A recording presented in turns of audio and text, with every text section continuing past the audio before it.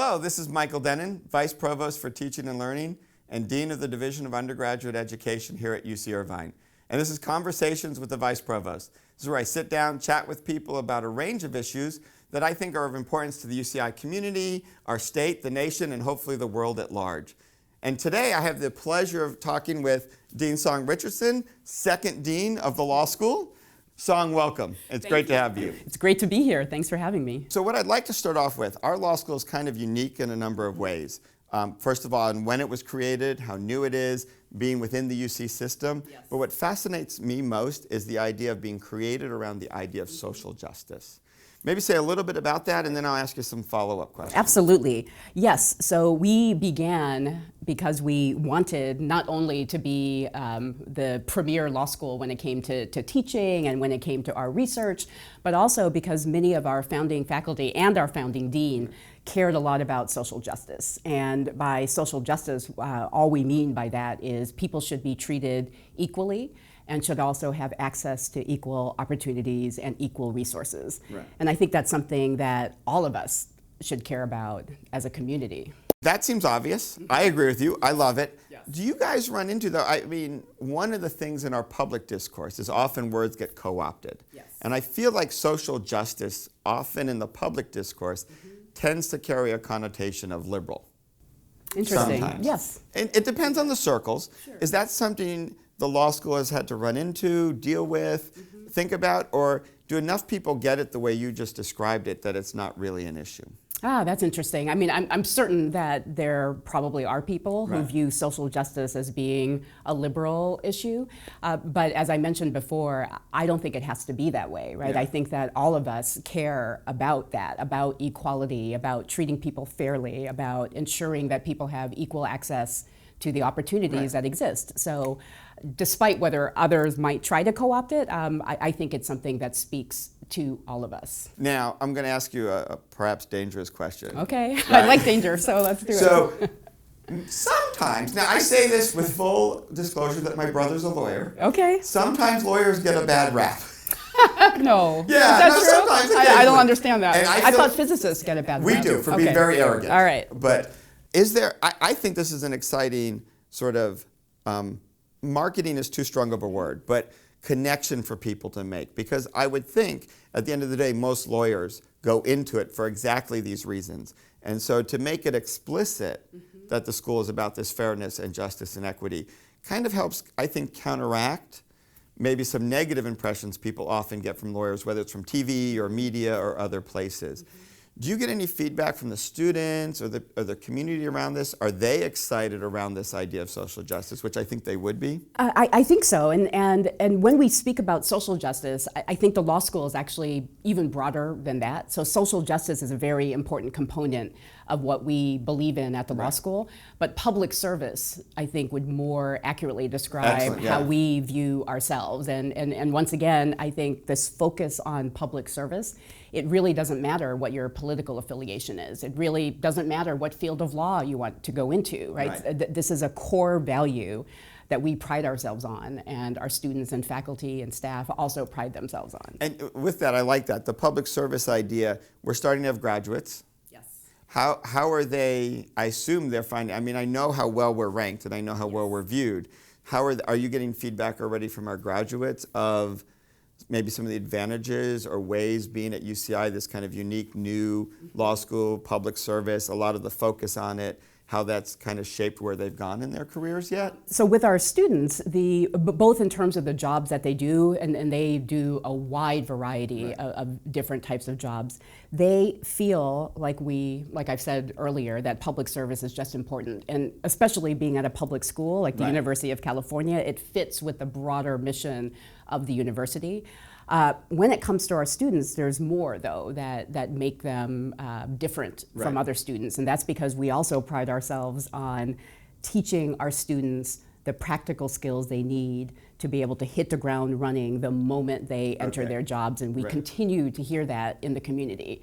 Our students are coveted by public interest and private law firms because they are so practice ready when they get there. And that's one of the things we distinguish ourselves. Is there some tricks to that you do? Is it how you teach them? Is it the courses you're giving them? That sounds It's really a combination interesting. of all of that. So Right. we are a school that requires every single one of our students to participate in a legal clinic. And Okay. essentially what that means is they represent actual clients while they're in law school. That's one way that they learn how to be a lawyer before they're actually a lawyer. And there's a lot in our curriculum where we do that. We provide our students with opportunities to get real hands-on experience before they ever graduate. So that's one of the ways that we're able to prepare our students. Awesome.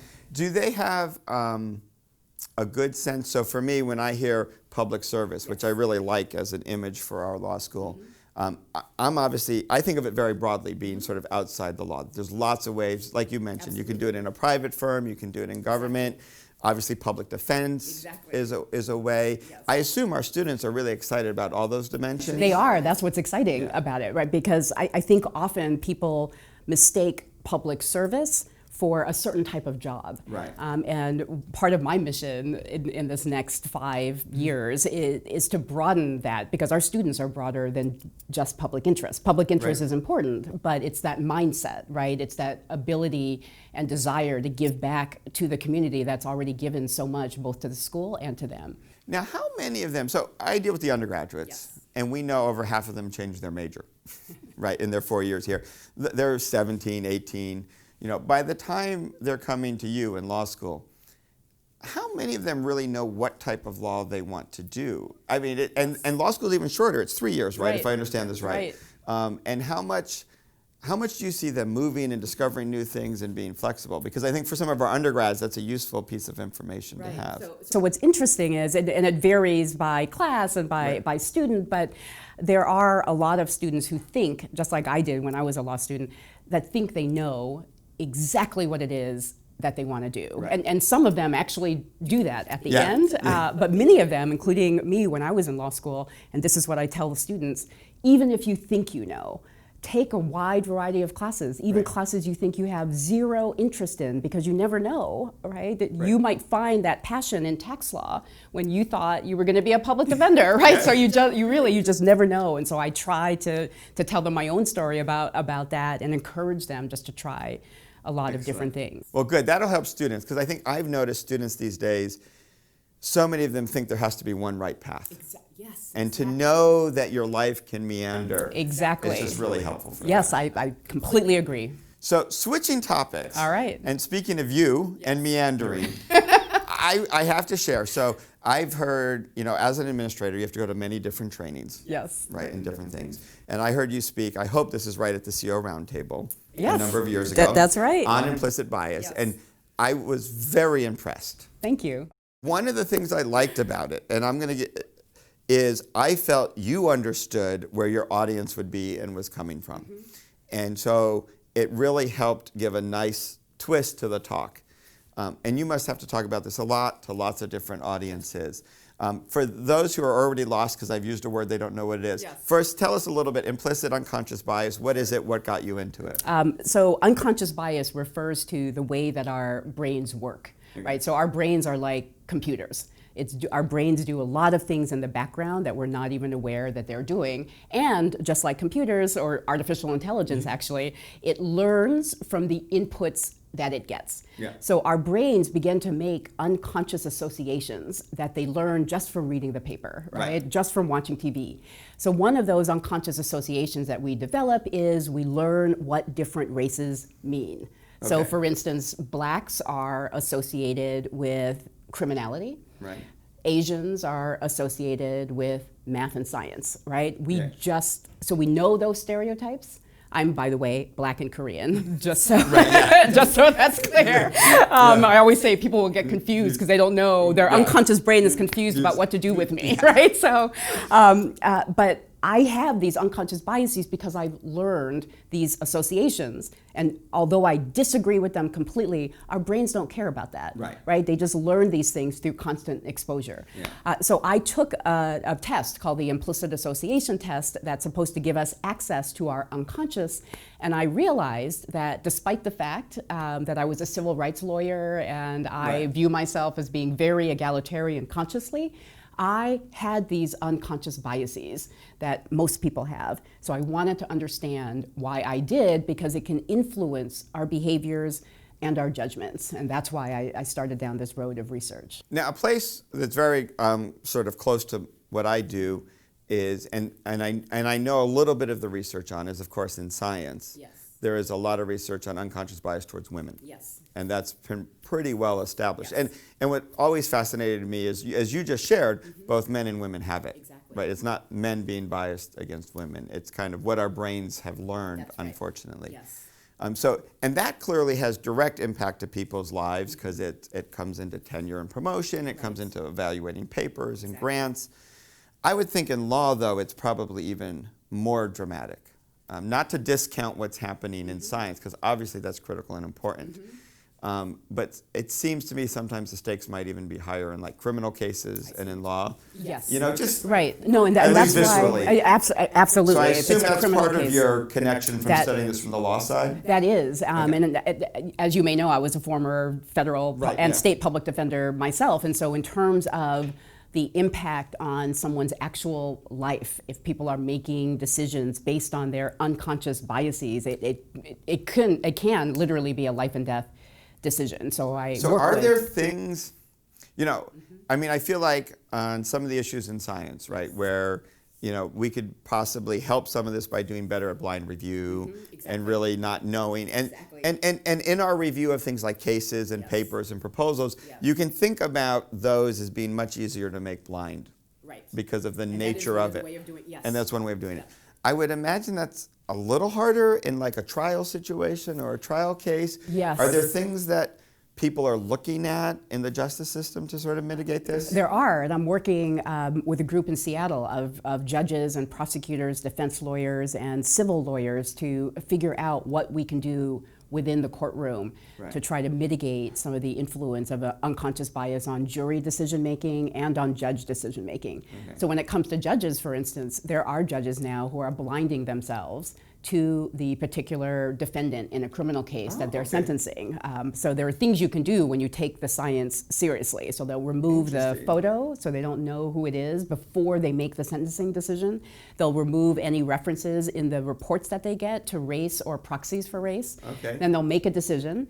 And then when the defendant comes in, if they find themselves revisiting that decision, that's a sign to themselves, right? That maybe unconscious bias is influencing me either to do something more favorable or to do something harsher. Now, would that have to involve, though, I've sat on 2 juries. Oh, lucky. I've never been called for jury service. And I was told scientists never get picked, and yet I still got picked. I don't know how that worked. And luckily, they were both interesting, both short. But I would assume, so in that case, the judge presided over the case and the sentencing. So to do something like you said, it would have to be 2 different judges, I imagine? Exactly. It would have to be 2. Or if a defendant already pled guilty and is only coming to the judge for sentencing, then that. So are there other areas like, is there ways you can help when you're instructing a jury to do things? Because I thought that was always key. Our instructions that we got seemed to play a big role. Absolutely, and this group that I was talking about in Seattle, what we've done is we drafted a series of jury instructions to give to jurors that explain what implicit bias is, and that gives them techniques to use when they're in their jury deliberations. So we're about to actually do a study. A UCI professor is going to do a study on some of these jury instructions to see if they work or not. We also have a jury orientation video that we've created. So when everyone's sitting there getting, like you've done this now, right? Yes, so when you sit there and you're just watching this video, you're waiting to get called, right? Now there's a very short but entertaining video that we've created that will educate you in 3 minutes or less about unconscious bias and the way it might influence your judgments in a case. And so we're testing that out too, but it's being used in courtrooms in Washington State now. Awesome. Now, again, switching to something, taking this and applying it into the teaching area that I do. You know, one of the things we're trying to start out of our office, we've had our first pilot workshop a few weeks ago on race and culture in the science classrooms. And we're going to be rolling this out to the whole campus, doing some other things. Oh, I would love to learn more about this. And so I think one of the ideas is for faculty, and there's 2 extremes, right? There's when you're teaching 400 students and you feel like everyone's anonymous. Right, that's true. Right, but even there, I know they're not really. Right, things happen. Students come to office hours. You get to know some students, not others. Students maybe sit in the front of the room. There's certain things. And then the classes get smaller and smaller. I mean, despite some stereotypes, we don't have just 400-person classes here at UCI. We have a lot of smaller ones. If you were to give sort of one or two pieces of advice to faculty, what are some of the things they can think about, do, to just help start mitigating these unconscious biases as they teach? So one is just being aware of it. Okay. That actually helps Right. a lot, right? Because when you're aware of things, then you become more careful, and you gather more information about people, and by gathering more information, you begin to treat people more as an individual. Not multitasking, because when you multitask, you're not paying attention, and then what does your brain do? It fills in the missing pieces, right? That's what it does. So taking time to get to know your students individually, one-on-one, is one way to do it. And then, of course, we do blind grading, which is fantastic, right? That is one of the best ways to help us overcome any unconscious bias that we have. So as we move, so unconscious bias, and implicit bias, I find as a leader, there are sometimes biases against us. Do you really find that? What type of bias have you found? You know, so far, thank goodness, people still recognize that I'm a faculty, right? But there is this sense of administrators are somehow against the good of students and the university, right? And faculty care about the students in the university. And one thing I like about the UC system and UCI is how strongly we have this faculty administrator model, right? That we draw from. But you're in an interesting, unique position as a leader, I would argue, which is the second dean of the law school, following, let us say, someone who was liked. Sometimes following someone who was disliked is not as challenging. Right, but worse, you're following the founding dean, right? You know, and so I could imagine there's pressures, but there's also benefits to that. So just kind of curious your take on being the second dean. Sure. So first of all, Irwin Chemerinsky is such an incredible friend. Right. So he's been an incredible support system to the law school, to me. He cares so much about it. And what's so wonderful about that is that he's built a strong foundation at UCI. Right. And so the law school is already starting from a great place. Which means for me, now I have the pleasure of taking something that's already incredible and making it even more so. Right. So of course, I think any second leader at the beginning has to feel some sort of pressure, potentially. But much of that, I think, is now dissipated, and now it's really the excitement, right, of working with everyone at the law school to try to really think about our vision for the future.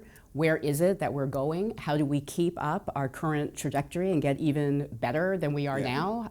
How do we continue to do the impossible, really? Because Irwin did the impossible when he started this new law school, and we want to continue to do that into the future. So what are some of the exciting things that you find? So I'll tell, for me, I really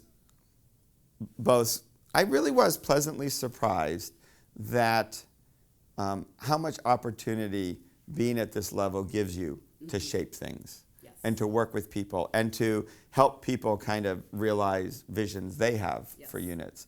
And so there was a lot of little surprises for me. And so to put some pressure on you, like what were some of the surprises or exciting things you found that like keep you energized and still wanting to do this? I think there are a number of different surprises, and I think the first surprise really is that I would like this job, because I actually didn't want this job, right? And so I was convinced to be the interim, and I realized being the interim that what I imagined a job to be and what it actually is very different. So once I realized what the job actually is, which is motivating people, right? Figuring out what excites them. How do you multiply their talents, right? And so that we can all work together to create something bigger than each of us are individually.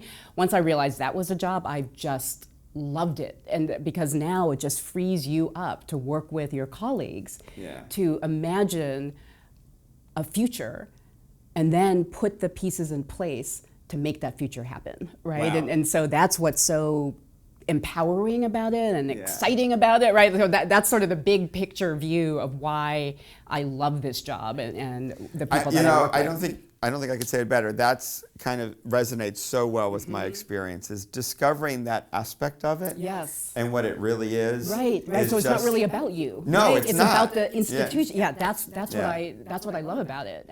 It actually reminds me of being a lawyer with a client, right? Except this is the law school. The law school's my client. And yeah, no, that's amazing. I feel the same way. People ask me, oh, how did you feel like your research is less and you have to maybe give that up? And I'm like, no, the university is now my research. Right, exactly. Right, That's exactly right. It's this whole new thing, and I can make amazing things happen for other people. I also kind of joke, I know the worst thing they can do to me is make me a physics professor again. So, you know, which was not a bad this gig. job then, So right?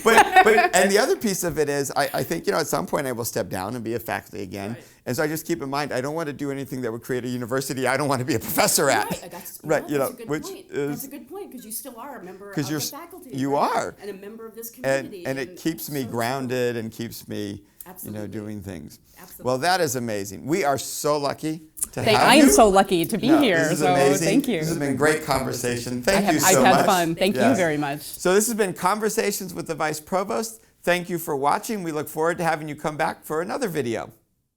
Thanks for watching. This is the time where you get to be part of the conversation. Comment below. You know the drill. You know how to do that. Subscribe, follow us, look for us on all our social media, and stay part of the conversations. Thank you.